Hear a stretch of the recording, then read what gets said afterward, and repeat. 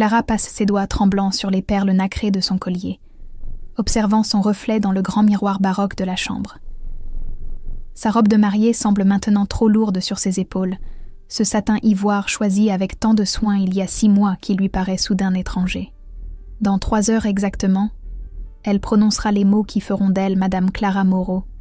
Pourtant une étrange mélancolie voile ce qui devrait être le plus beau jour de sa vie. Elle se souvient des rêves de petite fille, quand elle s'imaginait marchant vers l'autel sous les regards attendris de toute sa famille. Papa qui la conduirait fièrement, maman qui pleurerait de bonheur, ses frères qui la taquineraient une dernière fois, avant qu'elle ne devienne une femme mariée. Ces images dorées contrastent cruellement avec la réalité de cette matinée silencieuse. Son téléphone vibre sur la coiffeuse en acajou. Un message de sa mère apparaît à l'écran, et Clara sourit en espérant enfin des mots d'encouragement. N'attend personne. Le sourire s'efface instantanément. Clara fixe l'écran, relisant les 3 mots plusieurs fois, cherchant un sens caché qui refuse de se révéler. Ce message cryptique la laisse perplexe et inquiète, tandis qu'une sensation désagréable s'installe dans son ventre. Sa gorge se serre comme si quelque chose d'important lui échappait. Elle pose le téléphone d'une main qui tremble légèrement et tente de se concentrer sur les derniers préparatifs. Le rouge à lèvres rose pâle glisse sur ses lèvres, mais elle doit s'y reprendre à 2 fois, tant sa main manque d'assurance. Dans le miroir, elle voit une femme belle mais fragile, comme si quelque chose d'essentiel lui manquait pour être complète. La porte s'ouvre doucement. Sophie entre, radieuse dans sa robe bleu marine, portant le bouquet de pivoine blanche comme un trésor précieux. « Clara, tu es absolument magnifique !» s'exclame-t-elle en posant délicatement un baiser sur sa joue poudrée. Clara esquisse un sourire qui ne monte pas jusqu'à ses yeux noisettes.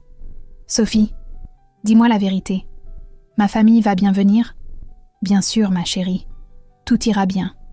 J'ai reçu un message étrange de maman. Personne ne m'a donné de nouvelles depuis hier. » Sophie s'approche et lui prend les mains, les serrant avec une tendresse qui ressemble à de la pitié. « Fais-moi confiance. » 20 minutes plus tard, elles arrivent devant l'église Saint-Martin. Clara s'immobilise sur le parvis de pierre grise, ses jambes devenant soudain lourdes comme du plomb. À travers les hauts vitraux colorés, elle distingue l'intérieur de l'édifice, et son cœur se glace. L'allée centrale divise l'assemblée en 2 mondes distincts. Du côté droit, réservé à la famille de Thomas, une 50aine d'invités bavardent avec animation. Ses parents, ses 3 frères, ses oncles et tantes, tous élégamment vêtus, rient et s'embrassent chaleureusement. L'atmosphère déborde de joie familiale et de bonheur partagé. Du côté gauche, le sien, règne un désert humain. Sophie au premier rang, droite et courageuse dans sa solitude. 2 collègues de son ancien bureau, perdus au 3e rang comme des îlots dans un océan vide. Quelques voisins qu'elle connaît à peine. Les 15 autres rangées bâillent d'un vide accusateur. La nausée monte brutalement. Ses parents ne sont pas venus. Antoine et Alexandre brillent par leur absence. Ses frères qui lui promettaient depuis l'enfance d'être présents pour tous les moments importants ont disparu. Tante Isabelle, qui lui répétait encore la semaine dernière qu'elle ne raterait son mariage pour rien au monde, s'est volatilisée. Les excuses de dernière minute résonnent maintenant comme autant de mensonges orchestrés. Clara avance dans l'allée, chaque pas résonnant dans le silence pesant. Les invités de Thomas la regardent avec une compassion gênée. Certains chuchotent discrètement en pointant du doigt les bancs vides. L'humiliation la brûle de l'intérieur comme un fer rouge. Thomas l'attend à l'hôtel, resplendissant dans son costume anthracite. Quand il aperçoit son visage défait, son sourire vacille d'inquiétude et il lui tend la main, qu'elle saisit comme une bouée de sauvetage. « Que se passe-t-il, mon amour ?» murmure-t-il. Clara secoue la tête, incapable de formuler l'impensable. Le prêtre commence la cérémonie et les mots saints se mélangent dans son esprit embrumé. Elle prononce les vœux d'une voix mécanique, l'esprit hanté par le message maternel. Quand Thomas glisse l'alliance à son doigt, elle sent le métal froid comme une chaîne qui se referme. Le baiser final déclenche des applaudissements qui résonnent creux dans l'église à moitié vide. Clara sourit pour les photos, mais ses yeux scrutent encore une fois les bancs déserts, espérant un miracle qui ne viendra jamais. À la réception, elle joue son rôle de mariée rayonnante, avec un professionnalisme désespéré. Sourit pour les objectifs, danse la valse traditionnelle, coupe le gâteau aux 3 étages. Mais les mots de sa mère la poursuivent comme une malédiction sourde. N'attends personne. Maintenant, dans la froideur de cette évidence, Clara pressent qu'une vérité plus sombre se cache derrière cette absence si parfaitement orchestrée. 2 jours se sont écoulés depuis le mariage, et Clara se réveille dans le grand lit conjugal qu'elle partage désormais avec Thomas. Le sommeil la fuit une grande partie de la nuit, les images de l'église à moitié vide tournant en boucle dans son esprit. Chaque fois qu'elle ferme les yeux, elle revoit ces bancs déserts qui criaient son abandon. Thomas est parti tôt ce matin pour son travail à la banque, laissant un petit mot tendre sur l'oreiller. « Ma belle épouse, profite de ta journée. Je t'aime. » Ces mots auraient dû la faire sourire, mais ils glissent sur elle sans l'atteindre vraiment. Un vide béant occupe toute la place dans sa poitrine. Elle traîne en peignoir jusqu'à la cuisine de leur nouvel appartement, chaque geste lui demandant un effort considérable. L'air semble plus épais qu'à l'ordinaire. Elle prépare machinalement son café, versant l'eau chaude sur la poudre brune, en regardant par la fenêtre sans vraiment voir le paysage urbain. Son téléphone repose sur le comptoir en marbre blanc, obstinément silencieux depuis 48 heures. Aucun appel de ses parents pour s'excuser ou expliquer leur absence mystérieuse. Aucun message d'Antoine ou d'Alexandre pour prendre de ses nouvelles. Ce silence radio commence à peser plus lourd que toutes les explications qu'elle pourrait imaginer. Par habitude, elle ouvre Instagram en sirotant son café devenu tiède. D'abord les stories de ses connaissances, puis les publications récentes. Elle fait défiler distraitement les photos de vacances, les selfies souriants, les citations inspirantes du matin. Son pouce glisse automatiquement sur l'écran, cherchant peut-être une distraction à sa mélancolie persistante. Puis elle s'arrête net. Son sang se glace dans ses veines. Une photo de sa famille s'affiche en grand sur l'écran. Ses parents, bronzés et rayonnants, entourent ses 2 frères et leurs épouses dans une étreinte collective parfaite. Tous portent des vêtements d'été légers, des lunettes de soleil coûteuses, des sourires éclatants de bonheur authentique. Derrière eux, une plage de sable blanc immaculé s'étend à perte de vue, bordée d'une mer turquoise qui scintille sous un soleil tropical. Les Maldives. Elle reconnaît immédiatement le décor paradisiaque des cartes postales. Ses mains se mettent à trembler violemment, et le téléphone manque de lui échapper. Elle lit la légende avec une incrédulité grandissante. Famille pour toujours, Maldives, Paradise, vacances en famille, bonheur pur. La date de publication lui donne le coup de grâce, avant-hier, exactement le jour de son mariage. Clara fixe la photo pendant de longues minutes, incapable de cligner des yeux. Chaque détail la frappe comme une gifle supplémentaire. Papa qui passe son bras autour des épaules de maman, avec une tendresse qu'elle ne lui a jamais connue. Antoine et Alexandre, qui rient aux éclats, complices comme jamais. Leurs épouses qui affichent des sourires parfaits, bronzés et détendus. Ils ont organisé des vacances familiales le jour de son mariage. Pendant qu'elle marchait seule dans cette allée déserte, eux se prélassaient sur une plage de rêve à des milliers de kilomètres. Pendant qu'elle se demandait pourquoi personne n'était venu, eux trinquaient sous les palmiers en savourant leur bonheur collectif. La nausée monte brutalement. Clara se précipite vers l'évier, pliée en 2 par une douleur physique qui lui coupe la respiration. Ce n'est pas possible. Ils ne peuvent pas avoir fait ça. Pas sa propre famille. Mais la photo est là, impitoyable dans sa vérité. Chaque pixel hurle la réalité qu'elle refuse d'accepter. Elle n'a jamais compté pour eux. Son mariage n'était qu'un événement négligeable face à leur projet de vacances paradisiaques. Le message de sa mère résonne maintenant avec une clarté terrible. N'attends personne. Ce n'était ni un conseil bienveillant, ni une parole de sagesse. C'était une justification cruelle, une façon de se débarrasser de toute culpabilité avant de partir s'amuser sans elle.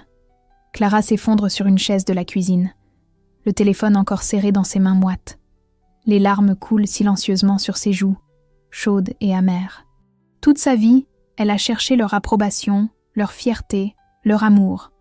Elle s'est pliée en 4 pour correspondre à leurs attentes, acceptant leurs critiques, leurs absences répétées. Et voilà le résultat.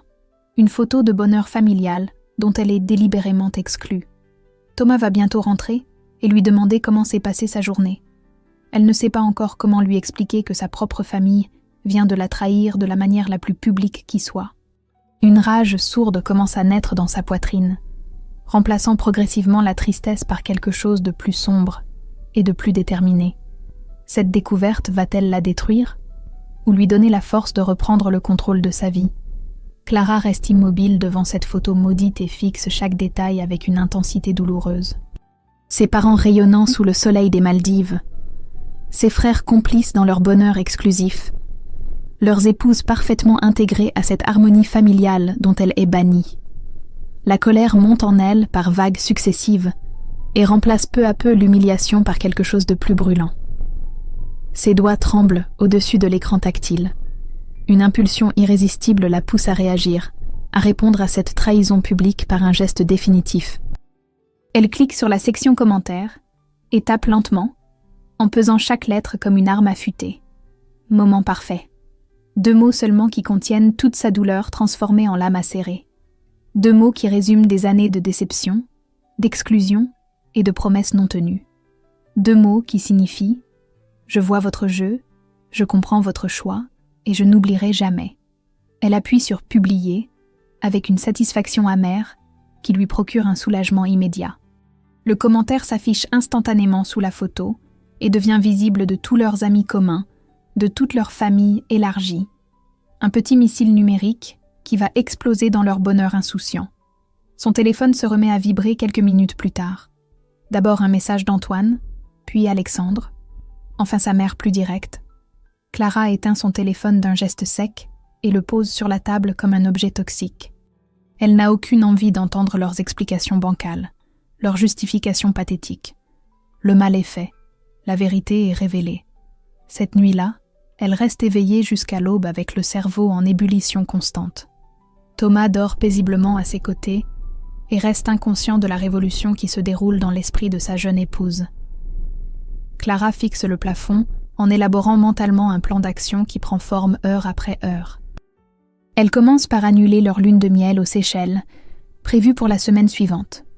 Un coup de téléphone à l'agence de voyage, quelques explications diplomatiques sur un contretemps familial et les billets d'avion sont remboursés. Thomas sera déçu, mais elle ne peut pas partir en voyage romantique avec cette rage qui lui dévore les entrailles. Ensuite, elle fait le tour de tous les cadeaux de mariage reçus et commence méthodiquement à les rembourser. L'argenterie offerte par les collègues de Thomas, les vases en cristal des voisins, même le grille-pain de tante Marguerite, qui n'était pas venue mais avait envoyé un présent. Chaque remboursement est accompagné d'un petit mot poli, mais ferme. Elle ferme tous ses comptes sur les réseaux sociaux d'un clic définitif.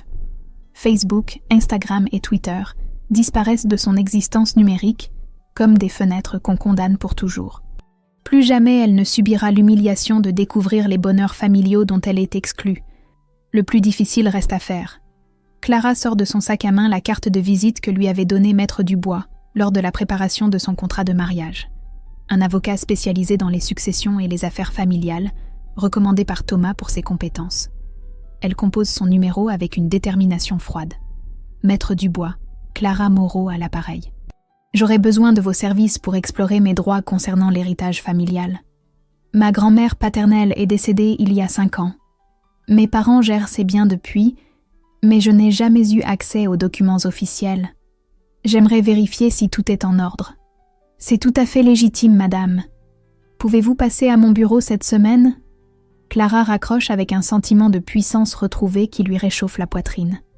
Pour la première fois depuis des années, elle agit au lieu de subir. Elle reprend le contrôle de sa propre existence, au lieu d'attendre passivement que sa famille daigne l'inclure dans leurs décisions. Thomas rentre du travail vers 19h et arrive fatigué mais souriant. Il découvre Clara assise calmement à la table de la cuisine, avec une tasse de thé fumante entre les mains et une expression déterminée sur le visage qu'il ne lui connaît pas. « Ma chérie, comment s'est passée ta journée ?» demande-t-il en l'embrassant distraitement sur le front. « J'ai pris quelques décisions importantes concernant notre lune de miel et ma famille. » Thomas s'assied en face d'elle et devient soudain attentif à ce changement de ton inhabituel. « J'ai annulé les Seychelles et j'ai rendez-vous avec un avocat pour régler définitivement les questions d'héritage avec mes parents. » Le silence qui suit cette déclaration résonne comme le premier acte d'une guerre qui ne fait que commencer. Cette transformation soudaine de Clara va-t-elle sauver ou détruire son jeune mariage ? 3 jours s'écoulent, depuis la publication du commentaire vengeur de Clara. 3 jours de silence radio complet avec sa famille. 3 jours où elle savoure cette paix nouvelle qui s'installe progressivement dans son esprit. Elle se réveille ce matin-là avec une sensation étrange de légèreté, comme si un poids invisible avait été retiré de ses épaules pendant la nuit. Clara prépare son café matinal dans la cuisine baignée de soleil, observant les passants qui se dirigent vers leurs occupations quotidiennes. Cette routine simple lui procure un réconfort inattendu. Elle n'a plus à vérifier compulsivement son téléphone, en espérant un signe d'affection familiale qui ne viendra jamais. Vers 10 heures, des coups violents résonnent contre la porte d'entrée. Des coups répétés, insistants, et de plus en plus agressifs qui font trembler le bois dans ses gonds. Clara sursaute et renverse quelques gouttes de café sur sa robe de chambre blanche. « Clara, ouvre cette porte immédiatement !» La voix de sa mère traverse les cloisons avec une fureur qu'elle ne lui connaît pas. Françoise frappe maintenant avec ses poings et donne des coups de pied dans le panneau inférieur de la porte. « Tu détruis cette famille ? Tu comprends ce que tu fais ?» Clara se dirige calmement vers l'interphone et appuie sur le bouton sans décrocher le combiné. Elle veut entendre, mais n'a aucune intention de répondre à cette furie maternelle. « J'ai vu ton commentaire. Comment oses-tu nous humilier publiquement ?» Les accusations se succèdent avec une violence verbale qui surprend Clara par son intensité. Sa mère alternativement supplie et menace, passant de « ma petite fille chérie » à « ingrate sans cœur » en quelques secondes seulement. On peut tout expliquer, Clara. Ce voyage était organisé depuis des mois. Clara s'assied dans son fauteuil en cuir beige et sirote tranquillement son café en écoutant cette litanie de justifications bancales. Chaque excuse révèle un nouveau mensonge. Chaque tentative d'explication creuse davantage le fossé qui les sépare désormais. Tu ne verras plus un centime de nous si tu continues. Plus d'héritage, plus rien. Les menaces financières remplacent maintenant les supplications émotionnelles. Françoise révèle ainsi sa véritable nature. Tout se résume à l'argent et au contrôle qu'il permet d'exercer. Clara découvre avec une clarté saisissante que l'amour maternel n'a jamais existé, seulement un système de chantage sophistiqué. Sophie arrive vers 11 heures avec des croissants frais et trouve Clara toujours installée paisiblement dans son salon pendant que sa mère continue de vociférer derrière la porte. Les hurlements ont perdu de leur intensité, mais gardent leur caractère hystérique. « Clara, que se passe-t-il ? Pourquoi ta mère crie comme ça ?» Elle découvre que je ne suis plus sa petite fille obéissante. Sophie s'assied à côté d'elle et écoute quelques instants les imprécations maternelles qui filtrent à travers les murs. « Tu ne vas pas lui ouvrir ? Pourquoi ? Pour subir une énième séance de manipulation ? » Clara se lève et se dirige vers la fenêtre qui donne sur la rue. En contrebas, elle aperçoit sa mère qui fait les 100 pas devant l'immeuble, téléphone collé à l'oreille. Elle gesticule frénétiquement en parlant, sans doute pour mobiliser le reste de la famille contre sa fille rebelle. « J'ai découvert quelque chose d'extraordinaire, Sophie. Le silence peut être une arme redoutable. » Son amie la regarde avec un mélange d'admiration et d'inquiétude. « Pour la première fois de ma vie, je me sens libre. Libre de leurs attentes, de leurs reproches constants et de leur chantage affectif déguisé. » Clara retourne s'asseoir et reprend sa tasse de café avec des gestes d'une sérénité parfaite. Les cris de sa mère s'estompent progressivement jusqu'à devenir un bruit de fond insignifiant. Vers 13 heures, le silence revient enfin dans l'immeuble. Clara jette un coup d'œil par la fenêtre et constate que sa mère a effectivement disparu, probablement retournée chez elle pour préparer la suite des hostilités. Thomas rentre du travail en début de soirée et découvre Clara plus sereine qu'elle ne l'a jamais été depuis leur mariage. Elle lui raconte calmement les événements de la matinée, cette épreuve de force qu'elle vient de remporter sans prononcer un seul mot. « Tu ne regrettes pas ?» Clara secoue la tête avec une conviction tranquille qui impressionne son jeune époux. « J'ai enfin découvert qui sont vraiment mes parents. Et surtout, j'ai découvert qui je peux devenir sans eux. » Une semaine s'écoule dans un calme relatif depuis la confrontation silencieuse avec sa mère. Clara savoure cette tranquillité nouvelle, cette absence de pression familiale constante qui lui permet enfin de respirer librement. Elle découvre des petits plaisirs simples. Prendre son café sans vérifier son téléphone, lire un livre sans culpabiliser, sourire spontanément sans raison particulière. Ce matin-là, elle se rend au cabinet de Maître Dubois, situé dans le 7e arrondissement parisien. L'immeuble haussmannien impose le respect avec ses hautes fenêtres et sa façade de pierre claire. Clara gravit l'escalier de marbre avec une détermination qui la surprend elle-même. Chaque marche la rapproche d'une vérité qu'elle pressent capitale pour son avenir. L'avocat la reçoit dans un bureau aux boiseries anciennes, orné de diplômes et de livres de droit reliés cuir.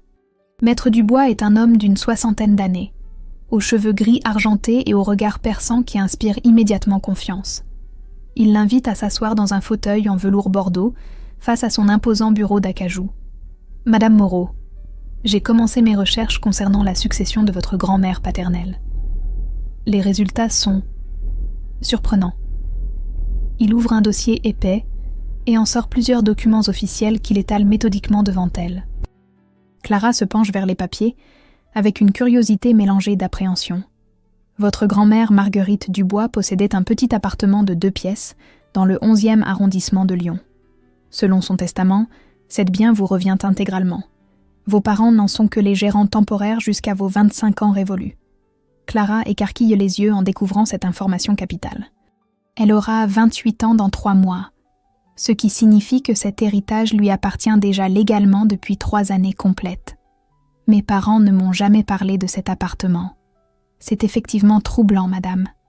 De plus, les revenus locatifs générés par ce bien depuis 3 ans vous appartiennent également. Nous parlons d'une somme d'environ 15 000 €. La révélation frappe Clara comme un coup de massue. Non seulement ses parents lui cachent l'existence de son héritage, mais ils empochent également les loyers qui lui reviennent de droit. Cette découverte éclaire d'un jour nouveau leur comportement manipulateur et leur chantage financier constant. Maître Dubois continue ses explications avec un professionnalisme teinté de compassion. Il comprend visiblement que cette jeune femme découvre l'ampleur de la tromperie familiale dont elle est victime depuis des années. Je peux engager immédiatement les démarches pour faire valoir vos droits. Cela nécessitera probablement une confrontation juridique avec vos parents. Faites tout ce qui était nécessaire, maître. Je veux récupérer ce qui m'appartient.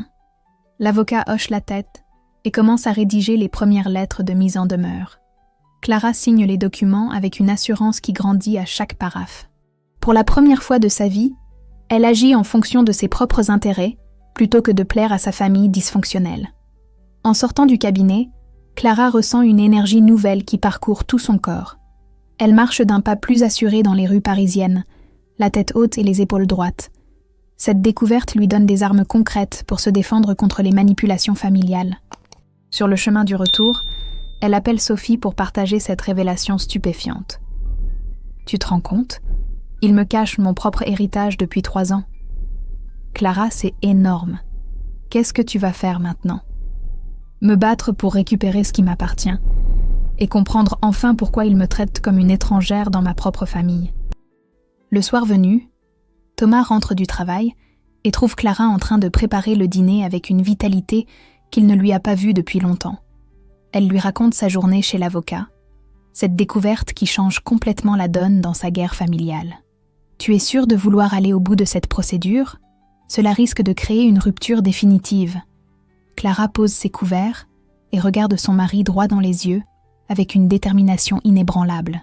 « Thomas, j'ai découvert aujourd'hui que mes parents me volent depuis 3 ans. La rupture existe déjà, je ne fais que la rendre officielle. » 15 jours après sa visite chez Maître Dubois, Clara reçoit un appel de ses parents demandant un rendez-vous urgent. L'avocat a envoyé les lettres de mise en demeure concernant l'héritage de grand-mère Marguerite, et la réaction familiale ne s'est pas fait attendre. Clara choisit soigneusement le lieu de cette confrontation, le restaurant Le Procope, un établissement public du 6e arrondissement où les éclats de voix sont mal vus. Elle arrive la première et s'installe à une table près de la fenêtre, commandant un café qu'elle sirote lentement, en observant la rue animée. Son cœur bat un peu plus vite que d'habitude, mais elle se sent étonnamment calme et maîtresse de la situation. Dans son sac à main repose le dossier complet préparé par son avocat, une arme juridique redoutable. Ses parents apparaissent à l'entrée du restaurant avec 15 minutes de retard, visiblement tendus et mal à l'aise. Son père porte un costume sombre qui le vieillit, sa mère arbore une expression sévère qu'elle ne lui connaît pas. Il s'avance vers elle d'un pas raide, comme s'il se rendait à un interrogatoire policier. « Clara, ma chérie, nous devons parler sérieusement. » commence sa mère en s'asseyant sans l'embrasser. « En effet, maman, parlons sérieusement. » Clara sort méthodiquement les documents de son sac et les étale sur la nappe blanche avec des gestes précis. acte de propriété de l'appartement lyonnais, testament de grand-mère Marguerite, relevé des loyers perçus illégalement. Chaque papier tombe sur la table comme une pièce à conviction accablante. Voici l'appartement dont vous ne m'avez jamais parlé. Voici les 15 000 € de loyer que vous avez empochés à ma place. Voici les preuves de votre malhonnêteté. Le visage de son père pâlit progressivement, tandis qu'il découvre l'ampleur des preuves rassemblées contre eux. Sa mère tente une dernière manœuvre de défense, mais sa voix manque déjà de conviction. « Clara, tu ne comprends pas. Cet argent, on le gardait pour toi, pour ton avenir. 3 ans sans me dire un mot? 3 ans à empocher mes loyers? Appelez ça comme vous voulez, maman. Moi, j'appelle ça du vol. » Clara énumère calmement chaque mensonge, chaque manipulation, chaque promesse non tenue qui jalonne leur relation depuis des années. Elle parle d'une voix posée mais ferme, sans hausser le ton, ce qui rend ses accusations encore plus percutantes. Les Maldives le jour de mon mariage, c'était la goutte d'eau qui a fait déborder le vase. Mais maintenant je comprends que votre mépris pour moi ne date pas d'hier. Son père tente timidement une justification, évoquant des malentendus et des problèmes de communication. Mais Clara ne l'écoute plus, concentrée sur sa démonstration méthodique. Vous m'avez éduquée dans la culpabilité permanente, dans l'idée que je ne méritais pas votre amour. Aujourd'hui, je découvre que vous me volez aussi financièrement. Sa mère change brutalement de stratégie et adopte un ton menaçant qu'elle espère intimidant. Si tu continues sur cette voie, nous couperons tous les ponts, Clara. Plus de famille, plus de soutien, plus rien. Parfait, maman. De toute façon, quelle famille? Vous n'étiez déjà pas là le jour de mon mariage. Clara rassemble ses documents et se lève de table avec une dignité qui impose le respect. Elle pose un billet de 20 € pour régler son café et regarde ses parents une dernière fois. Mes avocats s'occuperont du reste. J'espère que vos vacances aux Maldives en valèrent la peine. Elle quitte le restaurant sans se retourner, laissant ses parents face à leurs mensonges et à leurs manipulations dévoilées. Pour la première fois de sa vie, Clara a dit tout ce qu'elle avait sur le cœur sans chercher à ménager leurs sentiments. Dans la rue, elle ressent une liberté enivrante qui lui donne envie de courir, de crier sa joie, de célébrer cette victoire personnelle.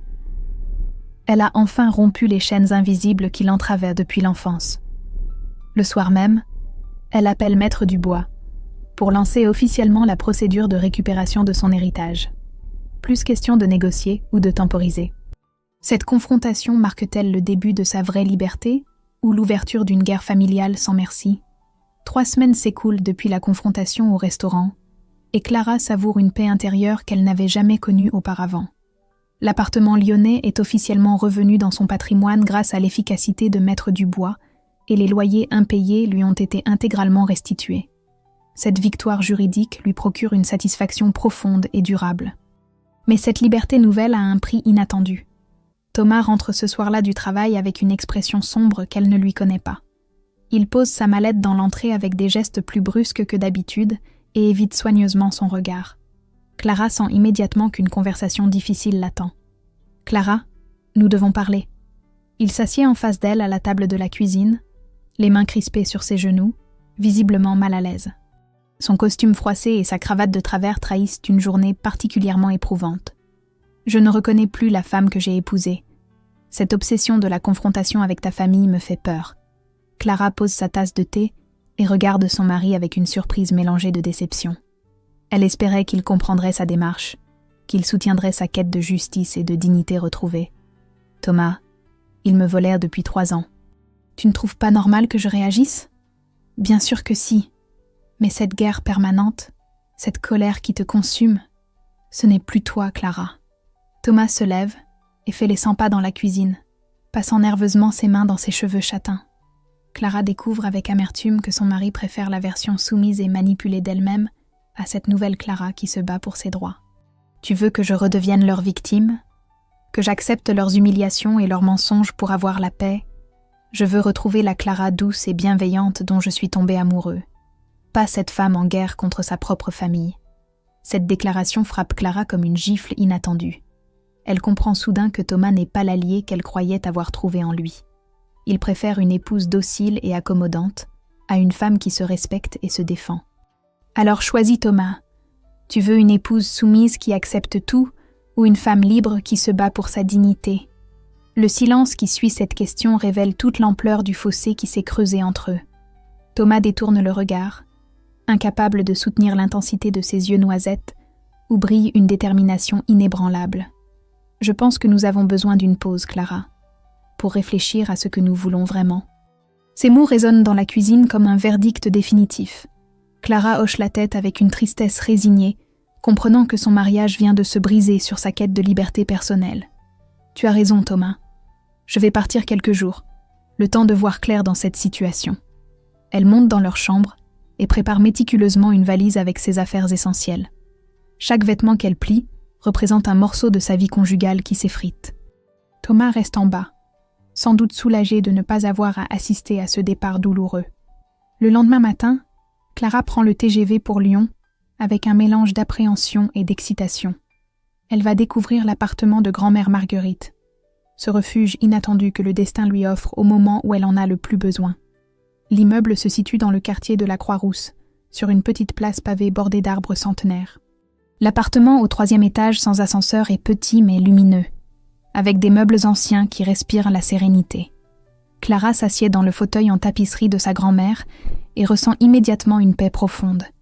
En explorant les tiroirs, elle découvre des lettres jaunies que sa grand-mère avait écrites mais jamais envoyées. Des lettres adressées à sa propre fille, la mère de Clara, où elle exprime sa tristesse face au comportement manipulateur de sa descendance. « Ma chère Françoise, j'espère qu'un jour tu comprendras que l'amour véritable ne se négocie pas avec des menaces et du chantage. » Clara comprend en lisant ces lignes que sa grand-mère avait vécu la même exclusion familiale qu'elle subit aujourd'hui. Cette découverte lui procure un réconfort inattendu et lui donne la force de continuer son chemin solitaire. Cette solitude choisie va-t-elle la détruire ou lui permettre de renaître plus forte? 6 mois se sont écoulés depuis l'installation de Clara dans l'appartement lyonnais de sa grand-mère. La vie a pris un rythme nouveau, plus lent et plus authentique que l'existence parisienne qu'elle a laissée derrière elle. Elle travaille désormais comme consultante indépendante en communication, une activité qui lui permet de gérer ses horaires et de vivre selon ses propres règles. L'appartement a retrouvé une chaleur qu'il avait perdue pendant les années de location. Clara a conservé les meubles anciens de grand-mère Marguerite, mais y a ajouté sa touche personnelle. Des plantes vertes qui égayent les pièces, des livres qui s'accumulent sur les étagères, des photos qui racontent sa nouvelle existence. Ce matin-là, son téléphone sonne avec un appel inattendu. Alexandre, son frère cadet, apparaît sur l'écran. Clara hésite quelques secondes avant de décrocher, surprise par ce contact après des mois de silence total. « Clara, c'est Alexandre.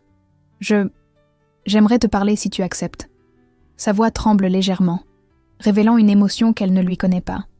Clara s'assied dans le fauteuil en tapisserie de sa grand-mère et écoute attentivement ce frère qui l'appelle pour la première fois depuis son départ. « Je peux t'écouter, Alexandre. »« Clara, je commence à comprendre ce que tu as vécu avec nos parents. Depuis ton départ, ils reportent leur comportement sur moi, les critiques constantes, les menaces financières, quand je ne fais pas exactement ce qu'ils veulent. » Cette révélation ne surprend pas vraiment Clara. Elle avait pressenti qu'elle servait de bouc émissaire familial et que son absence révélerait d'autres dysfonctionnements. « Tu découvres enfin leur vraie nature, Alexandre ? Je m'excuse, Clara, pour les Maldives, pour toutes les fois où j'ai fermé les yeux sur leur manipulation. J'étais lâche. » Ces excuses touchent Clara plus qu'elle ne s'y attendait. Entendre enfin la reconnaissance de cette injustice familiale lui procure un soulagement inattendu. Elle n'est plus seule à porter le poids de cette vérité douloureuse. « Qu'est-ce que tu comptes faire maintenant ? Prendre mes distances comme toi. Ma copine Léa me soutient. Elle a vu comment il me traite depuis ton départ. » Clara sourit en imaginant Alexandre découvrant enfin sa propre force. Cette conversation lui redonne espoir dans la possibilité de relations familiales authentiques, même si elles doivent être reconstruites loin des parents toxiques. L'après-midi, elle se promène dans les rues pavées de la Croix-Rousse en réfléchissant à cette évolution inattendue. Le quartier des Canutes, avec ses traboules mystérieuses et ses ateliers d'artistes, correspond parfaitement à son état d'esprit actuel, créatif, indépendant et authentique. En rentrant chez elle, Clara découvre un message de Maître Dubois sur son répondeur. Thomas a officiellement demandé le divorce, invoquant une incompatibilité d'humeur devenue insurmontable. Cette nouvelle aurait dû l'attrister, mais elle ressent plutôt un soulagement libérateur. Le soir venu, elle cuisine un petit plat simple sur la cuisinière ancienne de sa grand-mère et dresse le couvert pour une personne sur la table en bois massif. Ce rituel solitaire qu'elle craignait au début est devenu source de paix et de réflexion personnelle. En regardant par la fenêtre qui donne sur la place pavée, Clara observe les passants qui rentrent chez eux après leur journée de travail. Famille, couple, personne seule, chacun construit sa vie selon ses propres choix et ses propres valeurs. Son téléphone vibre avec un message d'Alexandre accompagné d'une photo. Il pose avec Léa devant leur nouvel appartement, souriant et détendu d'une manière qu'elle ne lui avait jamais vue auparavant. La légende indique simplement « Nouveau départ. Merci de m'avoir montré le chemin ». Cette reconnaissance fraternelle réchauffe le cœur de Clara et lui donne la conviction qu'elle a pris les bonnes décisions. Sa rupture avec le système familial dysfonctionnel commence à porter ses fruits, même si le chemin reste semé d'embûches. En se préparant pour la nuit, Clara découvre une lettre glissée sous sa porte. Une lettre de sa tante Isabelle, la sœur de sa mère, qui écrit depuis l'Espagne où elle vit depuis des années. « Ma chère Clara, Alexandre m'a raconté ta situation. Je voulais te dire que j'admire ton courage. Moi aussi j'ai dû fuir cette famille il y a 20 ans. Tu n'es pas seule. Cette solidarité inattendue lui redonne espoir dans la possibilité de relations familiales saines et authentiques. 1 an jour pour jour après son mariage raté, Clara organise une fête pour célébrer l'achat de sa nouvelle maison dans les hauteurs de la Croix-Rousse. Une petite maison de ville avec un jardin secret, financée par la vente de l'appartement parisien qu'elle partageait avec Thomas et par ses revenus de consultante qui prospèrent. Cette acquisition représente bien plus qu'un simple investissement immobilier. C'est le symbole tangible de sa renaissance. Le jardin s'illumine de guirlandes colorées, tandis que Clara accueille les invités de sa nouvelle existence. Alexandre arrive le premier avec Léa, rayonnant d'un bonheur qu'elle ne lui avait jamais vu auparavant. Il porte une chemise claire qui le rajeunit et arbore cette sérénité des gens qui ont enfin trouvé leur voie. « Clara, cette maison est magnifique. Tu as réussi quelque chose d'extraordinaire. » Sophie débarque de Paris avec une bouteille de champagne millésimée et des nouvelles fraîches de leur ancienne vie commune. Elle s'extasie devant la transformation de son amie. Cette métamorphose d'une femme soumise en papillon libre et épanouie. Tu rayonnes, Clara. Cette nouvelle vie te va comme un gant. Marc arrive vers 19h, élégant dans son costume de lin beige, qui contraste avec ses cheveux gris prématurément argentés. L'avocat qui l'a aidé à récupérer son héritage est progressivement devenu bien plus qu'un conseil juridique. Leur relation naissante se construit sur des bases solides, respect mutuel, valeurs partagées et expériences similaires de manipulation familiale. Félicitations pour cette maison, Clara. Elle te ressemble, authentique et pleine de caractère. Ils s'embrassent tendrement sous le cerisier en fleurs qui trône au centre du jardin. Geste simple, mais chargé de promesses d'avenir. Cette relation nouvelle n'a rien à voir avec son mariage précipité avec Thomas. Elle grandit naturellement, sans pression ni attente démesurée. La soirée se déroule dans une atmosphère de bonheur authentique que Clara n'avait jamais connue lors des réceptions familiales de son enfance.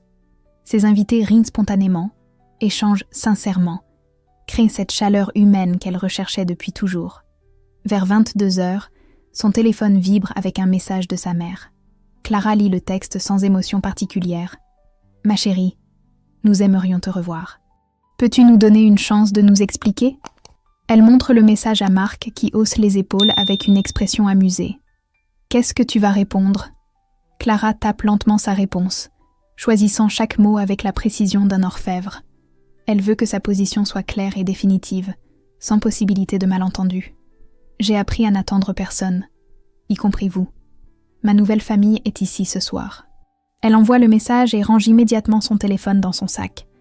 Cette page de sa vie est définitivement tournée et elle n'a aucune intention de regarder en arrière. Alexandre lève son verre de champagne pour porter un toast qui résume parfaitement l'esprit de cette soirée. À Clara, qui nous a tous inspirés à choisir l'authenticité plutôt que la facilité.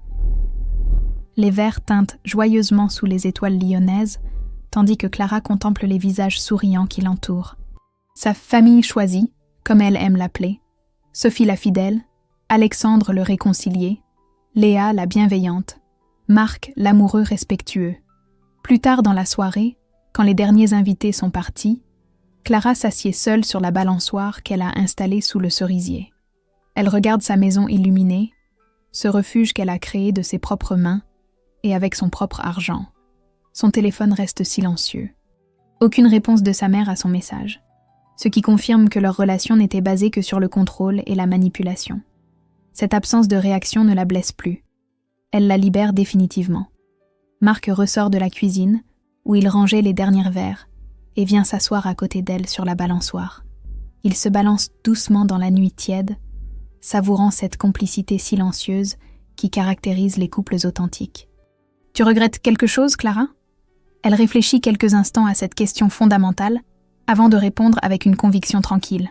« Je regrette d'avoir attendu si longtemps avant de me respecter, mais je ne regrette aucune des décisions que j'ai prises cette année. » Le message maternel transformé en force de libération, la famille toxique remplacée par des relations choisies, l'amour véritable découvert dans la maturité, Clara a réussi sa révolution personnelle.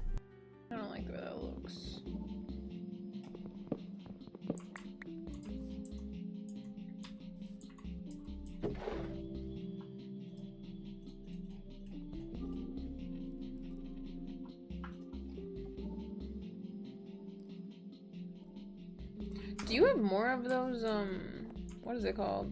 The,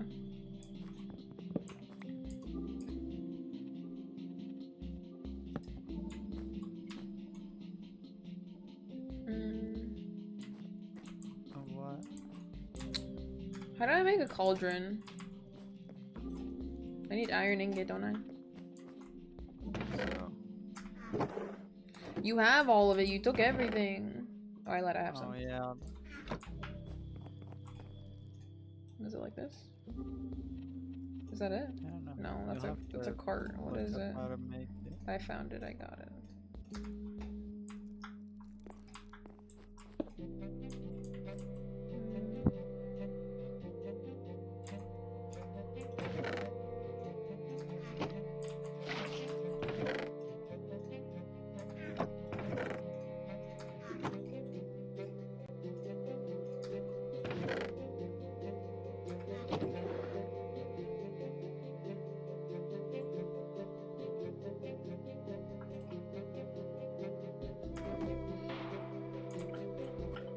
Hi BR, how are you?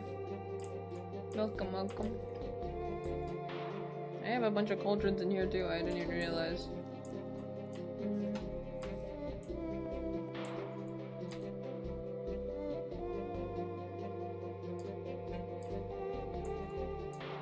Oh, Do you have flint and steel? Can you give me some? Balls. I'm not by my house right now. Gonna level up my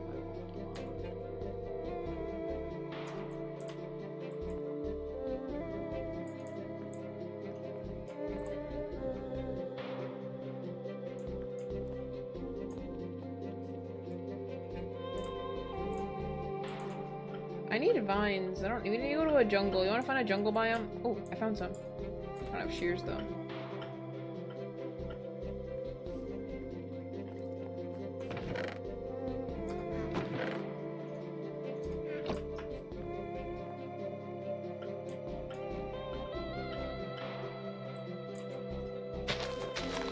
That's not vines? Dang it, I got bamboozled.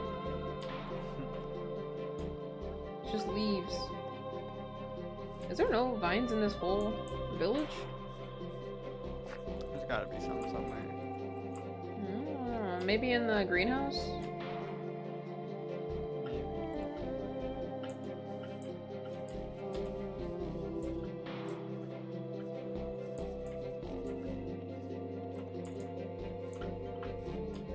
I can never find the entrance, bro.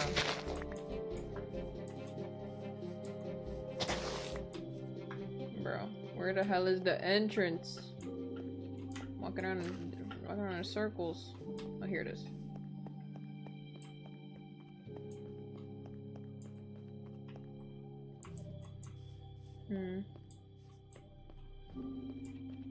Ooh, glowberries. What the hell was that?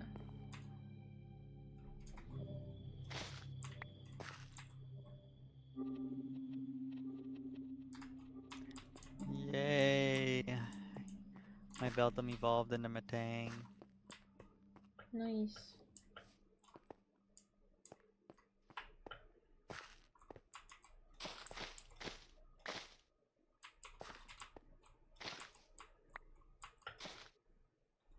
You at the arena? Wait, what the heck? Am I just getting glowberries, or is this what they look like? Bro, I can just eat them? I don't know. Wait, what? They're good, my little Matang. Whoa. Oh. Medon. He gets What the even heck? bigger. Wait, dude, I don't know what's wrong. I don't know what's with that. Did I clip them the wrong way or something? Do I have to go like this? No, what? I thought... What's going on here? What's going on here? Why can't I just eat them?